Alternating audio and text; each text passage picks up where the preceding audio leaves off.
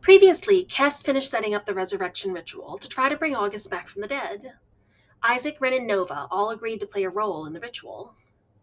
Isaac brought out the artwork that he'd made for August and tried to convince him to come back for Indra and Sod's sake. And if he wanted, maybe the group's as well. Ren went next, and he brought up hearing August playing music on the roof the first night after he met the group. He told him that he'd already left a mark on the world, but he still had more marks to leave. Then it was Nova's turn. He told August that he hated the last thing he'd actually said to him outside of commentary during the fight itself was their argument in the alley when he said he'd kill him. And then he'd went and gotten him killed.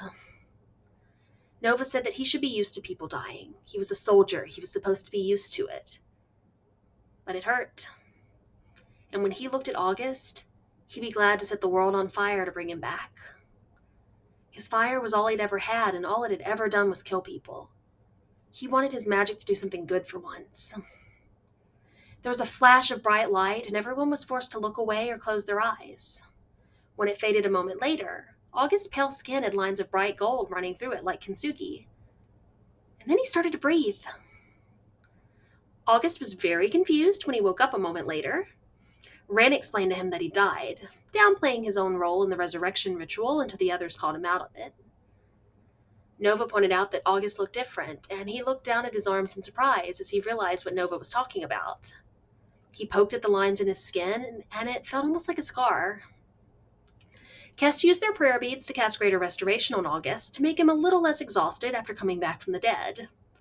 Then they pointed out that since the bad guy knew he died, it might lead to awkward questions like, who's the illegal cleric? Ren asked what they should call their changeling friend, and he said to stick with August for now. He thought that he would be changing it in the future, though. Then Ren asked if August wanted to help with the upcoming fight, or if he'd rather stay away, since he could become anyone. August wanted to help. Adria explained what had been happening with her, and what might have been one of the most awkward conversations the group had ever had. Then they all settled in to sleep for the night. There was some discussion of Kess casting Scry before Nova pointed out that he could use it once a day without using a spell slot.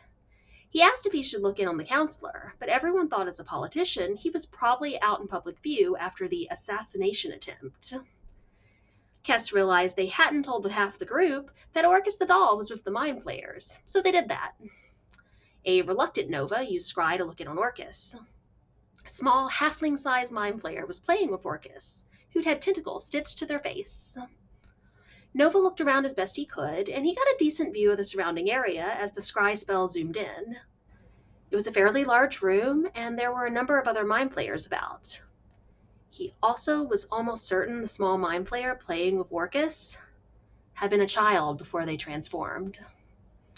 Once the spell was over, Nova filled the others in on what he'd seen during it.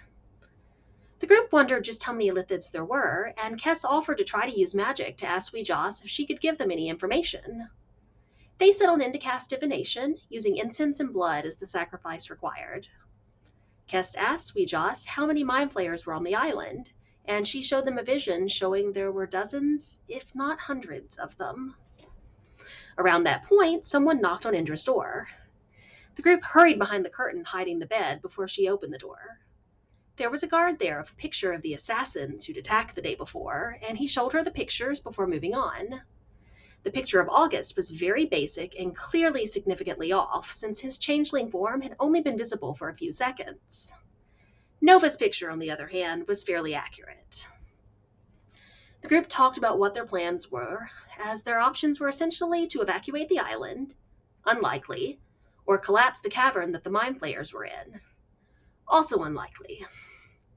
Ren went outside to talk to his father and try to see just how much about the current situation he knew when he messaged him a few days earlier.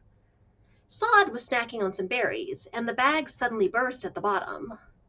As the berries poured from it, Nova suddenly had a burst of inspiration and realized that they were flying through the air. They could try to crack the island. And that's where we left off.